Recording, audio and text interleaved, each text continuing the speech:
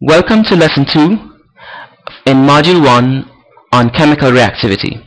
The topic for this lesson is strong or concentrated, the strengths of acids and bases. Now, students of chemistry tend to use the words strong or strength and concentrated of acids and bases interchangeably, essentially to mean the same thing. The fact of the matter is that even though they are related, they are not the same thing. And if we were to have read box 6.2, we would see where John George Haig, known as the acid bath killer, carried out a series of murders in the 1940s and essentially dissolved the bodies of these individuals in concentrated sulfuric acid, ultimately killing them. Essentially what happened in these cases is that the conc sulfuric acid hydrolyzed the proteins or the body proteins of the individuals to amino acids. Now the question that one could ask is, what if John Haig had used dilute solutions of sulfuric acid? We can explore that thought by looking at this table here, where we have solutions of sodium hydroxide and sulfuric acid at varying concentrations, and look at the effect that has on the skin. And so a solution of sodium hydroxide of 0.05 mole dm cube, which is very dilute, essentially would be an irritant to the skin. But if we were to increase the concentration 10-fold times to 0.5 moles per dm cube, then we would have burning of the skin. Similarly, if we were to use sulfuric acid, a concentration of sulfuric acid, and put it onto the skin, and the concentration is 0.5 moles dm cube, then we would have irritation. But for concentration of 1.5, we would have burning.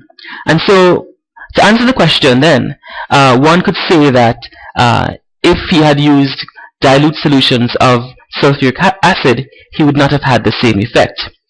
And so another question that could be asked is, would the effect be the same if he had used citric acid? What we saw on the table is that concentration of a strong acid, which we know is sulfuric acid, and a strong base, which is sodium hydroxide, has different extents of impact or effect on the skin. But what if we were to have used a different acid completely? An acid that we would believe to be weak. And so we're going to use this as a basis to explore the strength of acids and bases, the extent to which it is that acids and bases allow for the transfer of proton in the reaction, or in an acid-base reaction.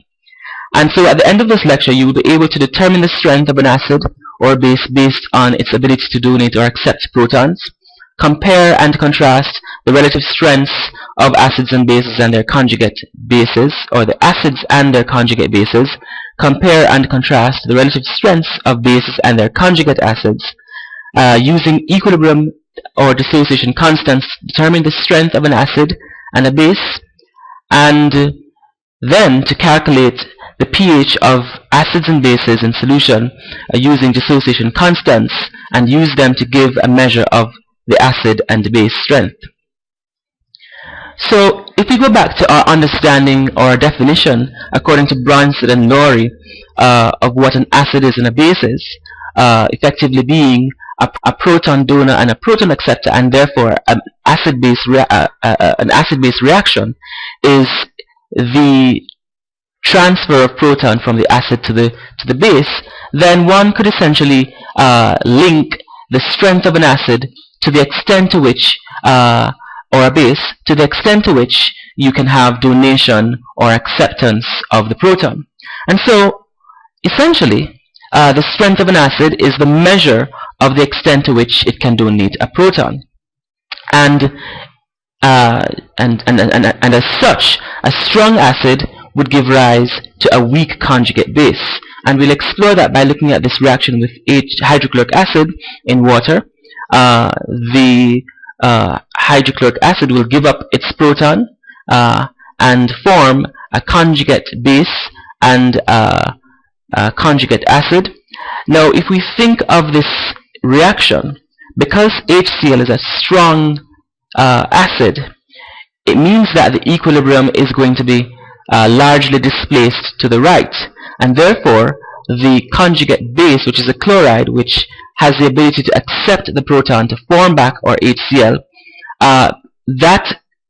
that ability is diminished. The ability to accept protons is diminished because the equilibrium lies to the right, and therefore we can write out the equation of a strong acid in water or reacting with water as such, where we have a direct arrow as opposed to an equilibrium arrow.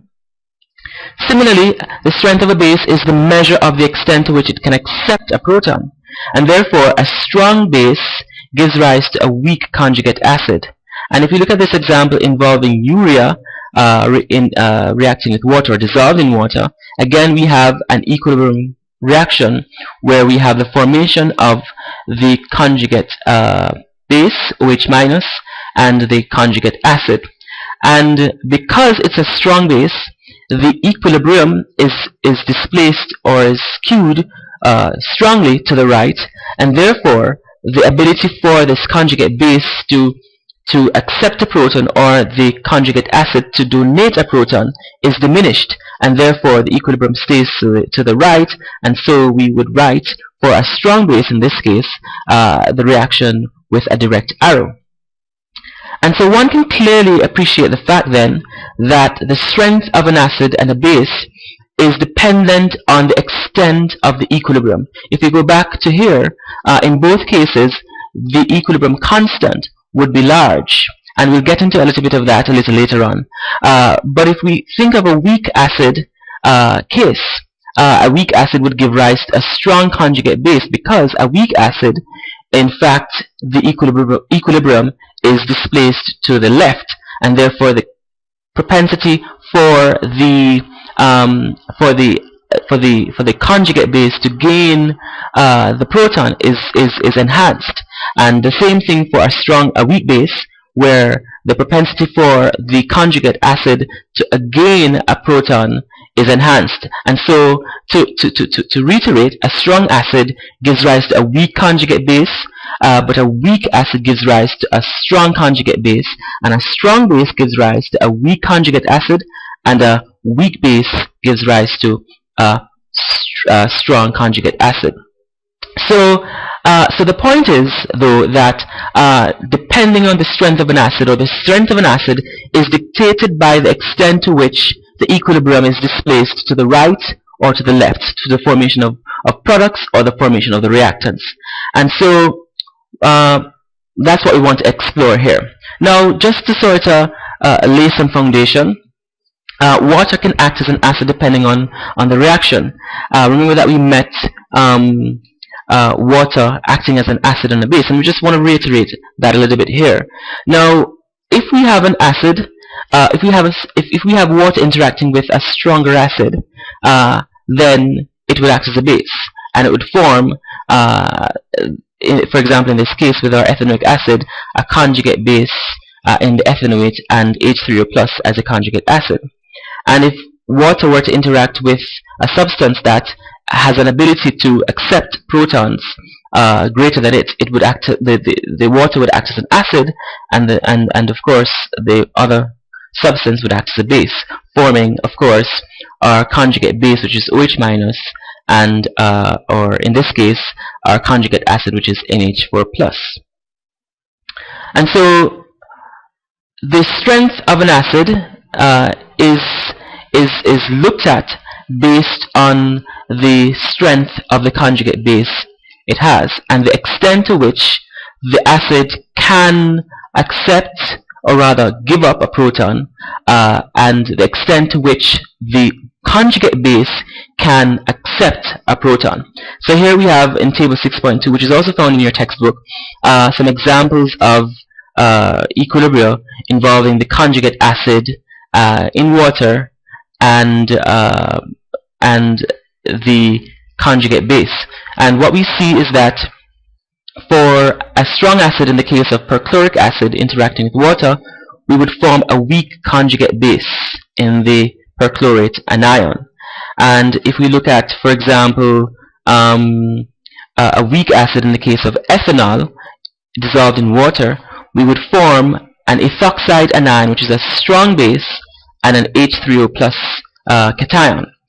So this is to say that a strong acid gives rise to a weak base, and a weak acid gives rise to a strong base, and it all is dependent on the extent of the equilibrium or the equilibrium constant in the reaction. So how do we measure the strength of acids and bases? We have to look essentially at the tendency to donate protons. And going back to looking at strong acids in water, the reaction in water undergoes completion. That is to say that the equilibrium is disposed to the right to form ions in their maximum concentration. So if we look at hydrochloric acid in water, the equilibrium is essentially directly to the product. It is skewed to the product side of the equation. And so we would have a complete formation of Cl-, which is our conjugate base, and H3O+, which is our conjugate acid, and essentially a depletion of the concentration of HCl.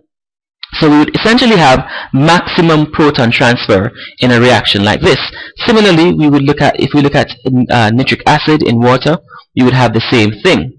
So a strong acid, I'm basically reiterating the point that a strong acid, in a strong acid case where it reacts with water or a base, the equilibrium shifts to the right. And for weak acids, what happens is that the reaction with water is incomplete. There are few ions formed. The equilibrium is displaced to the left, which is the product side of the reaction, and ultimately there is limited proton transfer.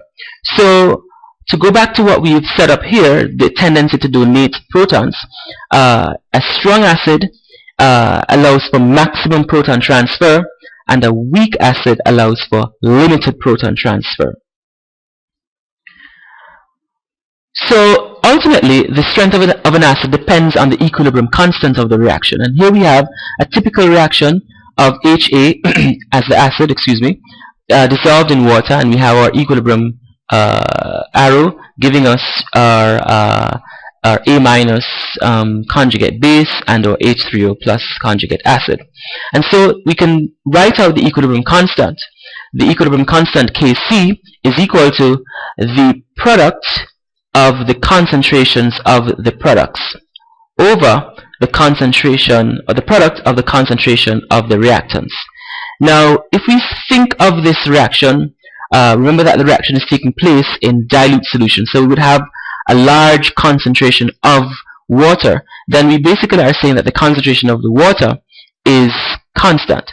And so if we were to incorporate the concentration of the water, which is a constant value, with our Kc, that is to say we have a product of the concentration of the water and Kc, we end up having what we describe as a dissociation constant Ka, which essentially is equal to the product of the concentration of the products over the concentration of the acid.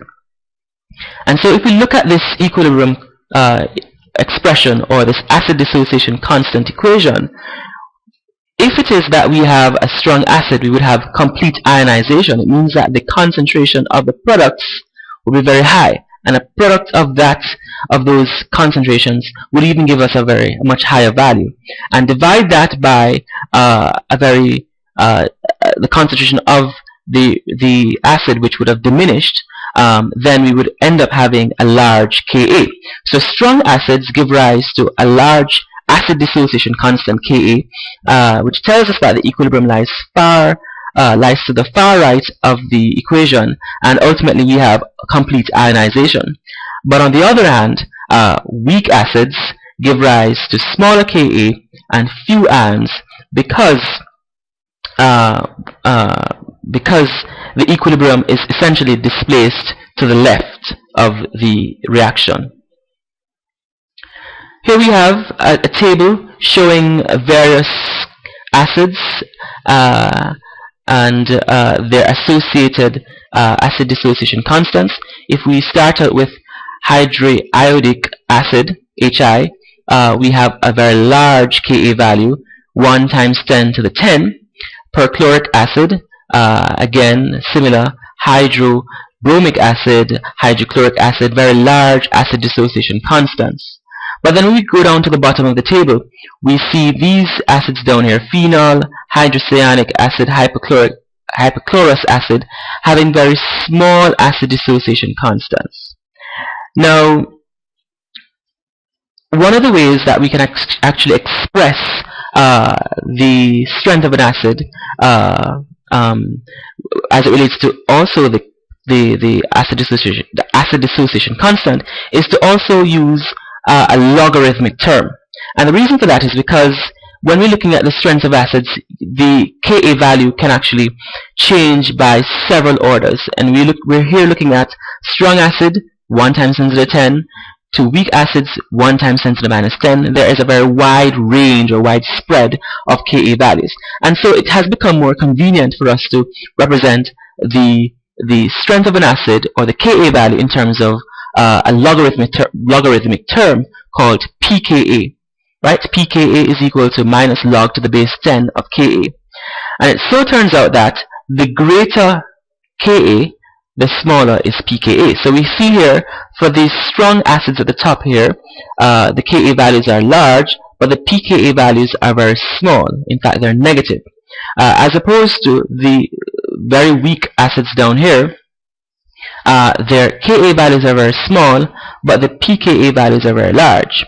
So that is to reiterate the point that a greater Ka means that we have a strong acid, but we have ultimately a smaller pKa value. So here we're moving from weak acid up to strong acid, where the Ka value moves from a large number through to a very small number.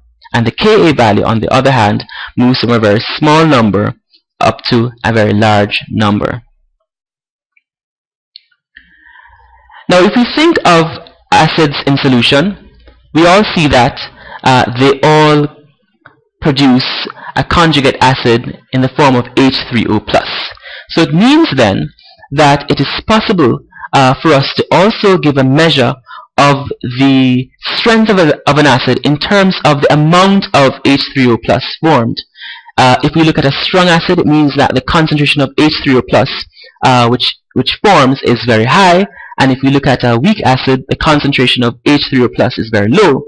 And essentially, you can clearly see that the contrasting difference can also give us an idea of the contrast of the strength of the acid.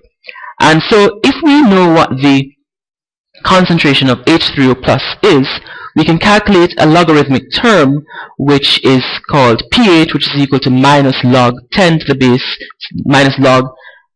10 of the concentration of H3O+, which is essentially similar to what we would have found using pKa and Ka. Ultimately, what pH means is that it's a measure of the power of the concentration or the power of the H3O+ ions in solution. And so here we have a little depiction of what the pH value is and the concentration of the H3O+ in solution is. If we have a pH value which is very small, 0, 1, 2, we have very high concentrations of H3O+. That is to say that we have an acidic substance, or the solution is more acidic. And if we have very large pH values from 10 to 14, it tells us that we have very small concentrations of H+ in solution, and we in fact have a less acidic or more alkaline solution. So pH is equal to minus log to the base 10 of the concentration of H+, and the pH is a measure of the amount of, or the power of H3O+ that is formed in the reaction, essentially giving us an idea of the extent of the equilibrium in the reaction of an acid in water. Now, one of the things that you need to identify here is that when the concentration of H3O+ changes by a factor of 10, the pH changes by 1 unit. So here we have the concentration changing from 1 to 0.1 to 0.01 to 0.001 and so on, the corresponding pHs change by 1 unit. Of course, we should know that pH has no value. So here we have a nice depiction of on the pH scale of various solutions that we're familiar with. We have for 0.1 mole dm cube of hydrochloric acid, we have a pH of around 1. If we have for gastric juices, which is a substance that is found in our stomach, which basically is formed from hydrochloric acid and some salts, potassium salts, and so on, the pH is around almost 2. So and gastric, a buildup of gastric juices in our stomach is gives a burning sensation, and that's because the pH is very low. So things like lemon juice, cola, oranges and wine and beer and so on, they're fairly acidic. And then we move up to in the mid-range of the pH scale, where we look at milk, blood and pure water. Pure water is dead on at 7, pH of 7 at 25 degrees. And if we increase pH, a higher pH range of 8 to 9 or 8 to 10, we have detergents. Milk of magnesia is around 10. Of course, many of us take milk of magnesia when we have acid reflux, and essentially what is happening is that the milk of magnesia is neutralizing the HCl in our stomach to form ultimately H2O. So there is essentially the transfer of proton from the HCl to the base in the milk of magnesia. And of course, the most common, very high pH base is sodium hydroxide. So let us look at a question involving the calculation of the pH of a strong acid. Calculate the pH of a 0.105 mole dm cube hydrochloric acid. Now again, as I said before, that we always must utilize a strategy in doing these calculations. We write out the equation first. We have HClAq plus H2O to give us Cl minus, which is our conjugate base, and H3O plus, which is our conjugate acid. And we know that HCl is a strong acid because the reaction with water goes to completion.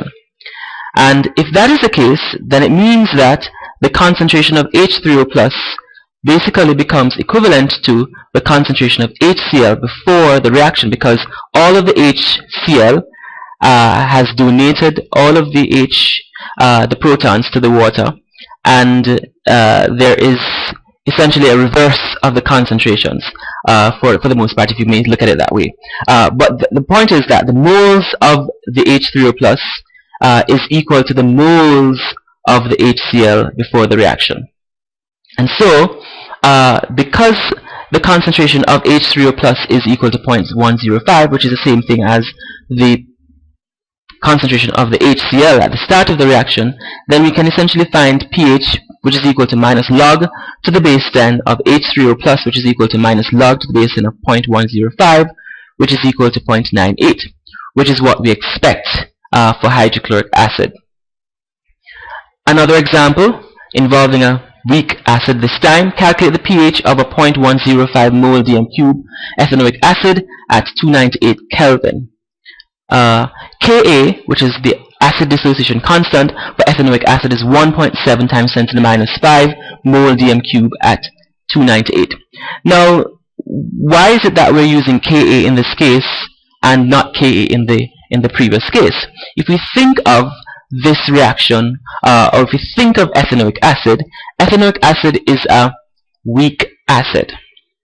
And so, when we look at the equilibrium, right, we see that, yes, there is a formation of the ethanoate and the H3O+, but we don't know to what extent is the formation of these anions, and therefore we have to use the equilibrium constant Ka, or the acid dissociation constant Ka, to find the concentration of H3O+.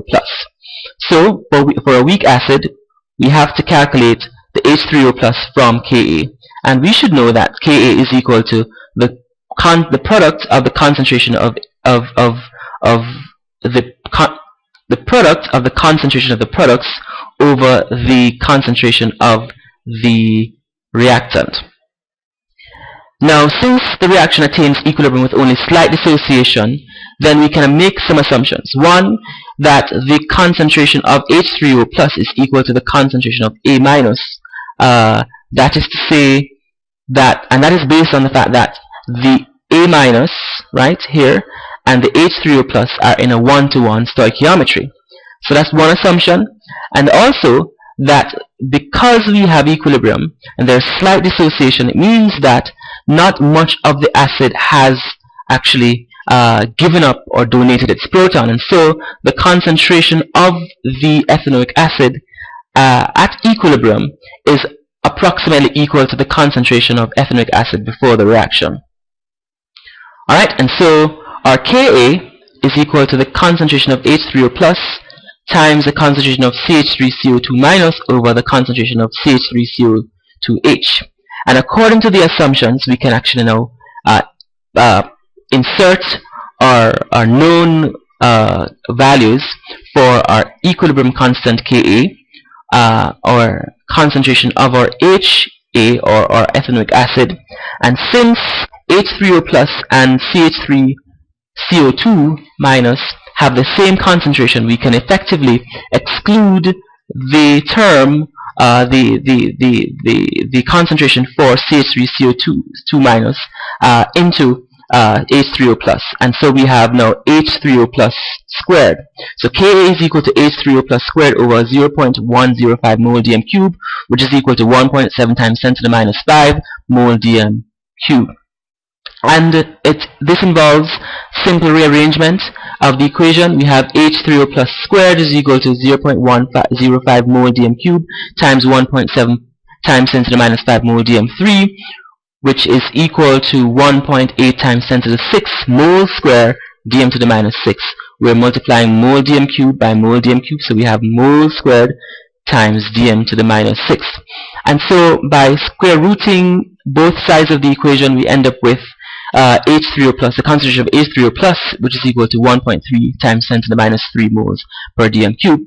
And then we can calculate the pH using pH is equal to minus log to the base 10 H3O plus, which is equal to minus log to the base 10 of 1.3 times 10 to the minus 3, which equals 2.9 at 298 Kelvin, which is again acceptable based on the fact that ethanoic acid in dilute solutions is a weak acid. So what about the strengths of bases? The strength of bases follows the same analogy as it relates to the strengths of acids. And again, the strength of base depends, and so the strength of bases depends on the equilibrium constant for the reaction. And here we have ammonia in water. We would have proton transfer from the water, which is acting as an acid, to the ammonia to form our NH4+. And so our equilibrium constant, Kc, is equal to the product of the concentration of the products over the product of the concentration of the reactants. And because we're talking about dilute solutions, again, the concentration of the H2O is constant, and the product of that value times the equilibrium constant Kc gives us the base dissociation constant, which equals the concentration of NH4 plus times the concentration of OH minus over NH, the concentration of NH3. And again, following from the case of acids, strong bases give rise to larger equilibrium constant Kb, which tells us that the equilibrium lies far to the right and there is complete ionization, but weak bases give rise to a smaller Kb because there's only a few ions that have formed in the reaction. And for ammonia, Kb is equal to 1.8 times 10 to the minus 5 mole per dm cube, a weak base essentially. Now let us look at a typical reaction involving a base and find out what the Kb is. Here we have a base in aqueous solution, added to water. We have proton transfer from the acid to the base, so we have BH plus and OH minus as our conjugate acid and our conjugate base. So the base dissociation constant now is equal to Kb, which is equal to BH, the concentration of BH4 plus times the concentration of OH minus over the concentration of B, which is the base. And similar to the acids, pKb, or the logarithmic term of Kb, is pKb, which is equal to minus log to the base 10 of Kb. And again, the greater the Kb, the smaller the pKb, and vice versa. Now, before we get to looking essentially at some examples of bases, the equilibrium constants of bases in water and so on, we want to essentially look at what happens with water. If we look at the pH scale, we see that the pH of water is 7, right? How did we get to that 7 value? Now, a beaker of water essentially has predominantly water, but we know that water can act as a base and an acid, and so you will have some amount of ionization, a very small amount of ionization of H2O to give us a conjugate base and a conjugate acid.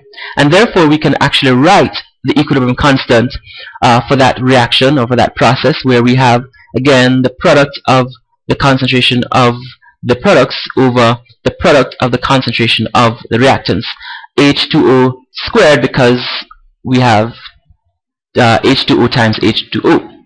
And because the concentration of H2O is constant, again, if we multiply that by the equilibrium constant, we will get another constant called Kw, which is called the self-ionization constant, and that is equal to the product of the concentration of H3O plus and OH minus, and that value is equal to 1.00 times 10 to the minus 14 mole squared dm to the minus 6 at 298 Kelvin. So how do we calculate the pH of water? In pure water, if we go back to the reaction, in pure water, the concentration of OH minus is equal to the concentration of H3O plus, because it's a one-to-one reaction.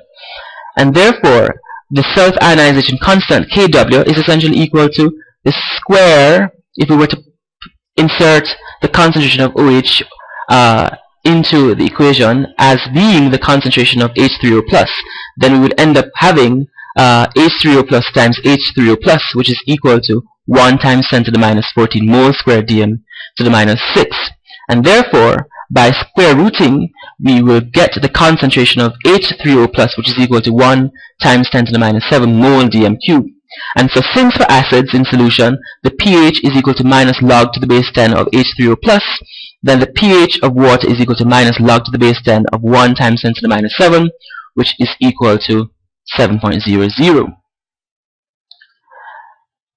Now, since for acids in solution, and remember that the water can behave as an acid and base. In fact, some of the water molecules are behaving as acids and bases. And so, since for acids in solution, pH is equal to minus log to the base 10 of H3O plus. We can also have a term called pOH, which is equal to minus log to the base 10, which is representative of bases in solution. And if you think of a typical base in solution, we don't have the formation of H3O plus, right? And so we have to be able to find the pH of a basic solution without using H3O plus, because pH is equal to minus log the concentration of H3O plus. Now, we know that in pure water, the concentration of H3O plus is equal to the concentration of OH minus, which is equal to 1 times 10 to the minus 7. And so, if we were to insert the value of H3O plus or substitute the value of H3O plus for OH minus, then pOH is equal to minus log to the base 10 of 1 times 10 to the minus 7, which is equal to 7.00. So pH is equal to pOH, and we know that Kw is equal to the concentration of H3O plus times the concentration of OH minus, which is equal to 1 times 10 to the minus 14 mole squared dm to the minus 6. If we take the logs of both sides of this equation, right, then we end up having log Kw, which is equal to log H3O plus plus log OH minus. And by slightly rearranging, we end up with log H3O plus plus log OH minus, which is equal to log Kw. We know this term is supposed to be minus log of a term, or the concentration of H3O plus is equal to minus pH, or pH is equal to minus log H3O plus. And similarly, this term will be equal to minus pOH, and similarly this term would be equal to minus pKw. And so if we were to divide through by minus 1, we would end up with pH plus pOH is equal to pKw, which is equal to 14. That is to say that if pH is equal to 7, which we know, which we calculated before, and pOH is equal to 7, which we calculated, therefore Kw, or pKw, sorry, is equal to 14, which is what we basically just calculated here. And so this pKw and this pH and pOH, when we actually use them simultaneously, we end up with a pH scale where we move from 0 to 14, and for water the pH is equal to, or the pOH is equal to 7, and the pKw is equal to 14. Now remember that in an acid-base reaction, or as the examples that we looked at, well, this one here, we have H2O or ammonia in water.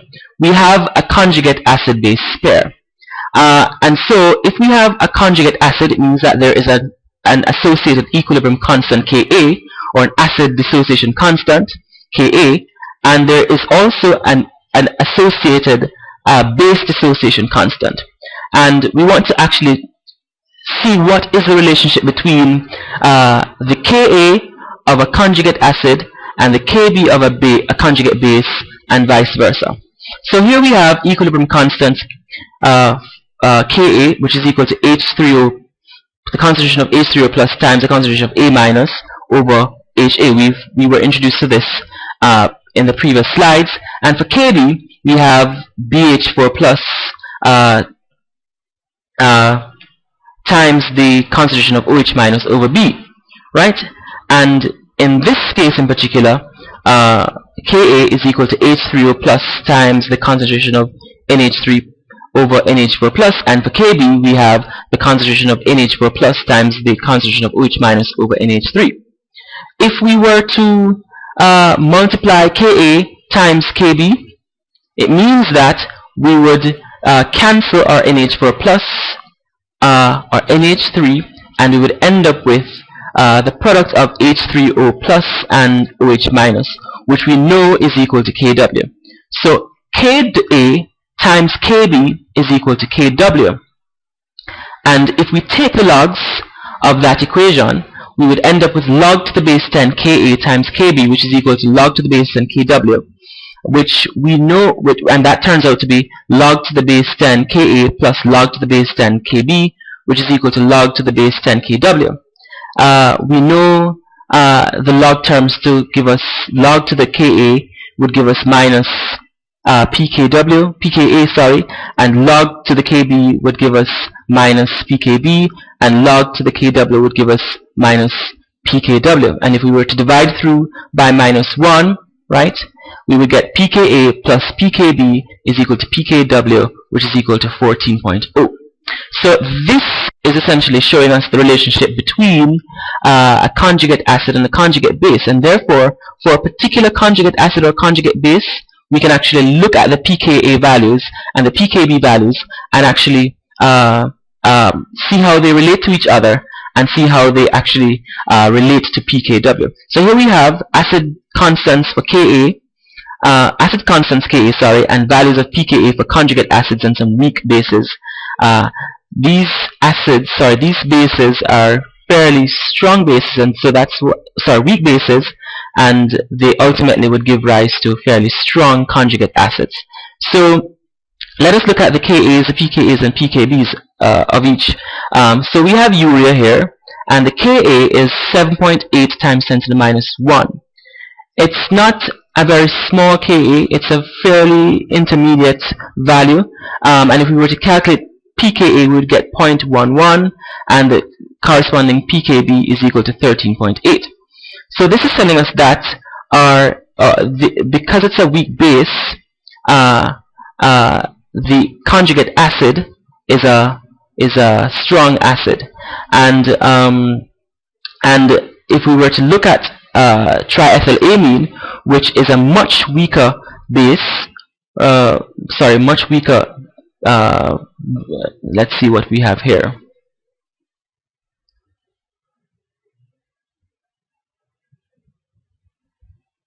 So if we look at triethylamine, we have a Ka of 1.8 times 10 to the minus 1, which tells us that it's a very weak acid, or a strong base, right? And the pKb is equal to 3.2. Remember that if we look back at pH and so on, a low pH value, not pH, if we look at pKb or pKa, the lower the pKa or the pKb, the stronger acid or base it is. And if you look at this table, we're seeing here that we have pKb's that are fairly low, and therefore the base is a strong base, and the conjugate acid is a weak conjugate acid. If we look at the pKa, which is related to the conjugate acid, it is 10.7, which is a high value, and the corresponding Ka is a very small value. And if you go back to urea, we see that pKb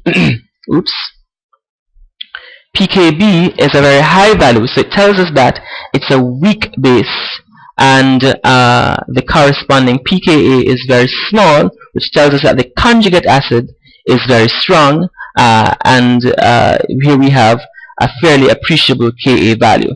So in this table, we're moving from a weak base to a strong base, because the pKb is moving from a high value to a low value. The conjugate acid is from a strong acid to a weak acid, because the Ka is actually much higher for urea, or for the conjugate acid for urea, than the conjugate acid for triethylamine. So let us look at a concept question, excuse me, determining the strengths of acids and bases. Use tables 6.1, 6.2, and 6.4 in the chemistry cube and decide on which of the following pairs is a stronger acid. Here we have methanoic acid and benzoic acid, and we have conjugate acid as an NH4+, and this CH3NH3 conjugate acid, which is the conjugate acid of urea. Now, what is the strategy involved? We know that the greater the Ka, right, the smaller the pKa, the stronger the acid. And if we look at table 6.2, we would see that the Ka values for the ethanoic acid is greater than that of the Ka value for the benzoic acid, and that tells us that the methanoic acid is a stronger acid, which obviously would give rise to a weaker base, or a weaker conjugate base. And in this case here, for NH3 or CH3NH4+, NH4+ or CH3NH3+, if you look at table 6.2, then we see that the Ka value for NH4+, actually that's not 6.2 but 6.4, we see that the Ka value for NH4+ is greater than the Ka value for CH3NH3+. That is to say that NH4+ is a stronger conjugate acid than CH3NH3+, or in other words, that ammonia is a weaker base than urea. So I want you to explore the concept of strengths of acids and bases. by looking further at these concept questions and looking at the strategy and the solution, and then we can have further discussions on that in our subsequent classes. Now, to summarize what we've learned, we should know that the strength of an acid and a base is measured by the acid dissociation constant and the base dissociation constant, or equivalently the pKa and the pKb, which are logarithmic terms of the dissociation constants. Moreover, the lower the value of pKa or pKb, the greater the value of Kb or Ka, and that tells us that we have the stronger the acid or the base. Additionally, a stronger base gives rise to a weaker conjugate base, and a weaker acid gives rise to a stronger conjugate acid base, and the same thing obtains for a base. A stronger base gives rise to a weaker conjugate acid, and a weaker base gives rise to a stronger conjugate base. In addition to the pKas, the Kas, and the pKbs and the Kbs, the concentration of the H3O plus in solution can allow us to be able to determine the strength of the acid or base using this term called the pH, which is equal to minus log to the base 10 of the concentration of H3O plus.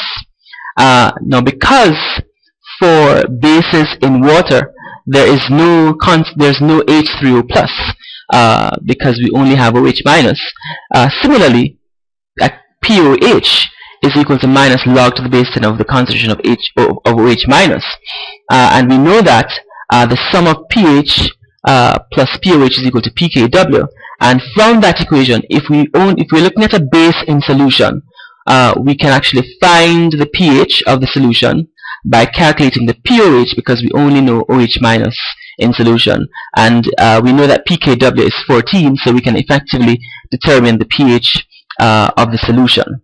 Additionally, pKa plus pKb is equal to pKw, and we can also use those terms to determine the strength of an acid or base, or a conjugate acid and a conjugate base in water, or in a particular reaction. So we've went through a lot today, but for the next session, before the next session I should say, we want you to explore the concepts a little bit further by reading box 6.3, which looks at the acidic water in disused mines, more practical example of acid-base reactions, and I similarly in box 6.4 looking at controlling the pH of a swimming pool, and then we want you to look at several of these practice questions, including concept review questions 2 to 5, and then in preparation for the next lecture, which looks at pH changes in acid-base reactions or titrations, we want you to read topic 6.4. So today's topic was a lot. It was a lot to take in. Please just review this video several times if you can, and try to cement the concepts for yourselves. Alright, till next time. See ya.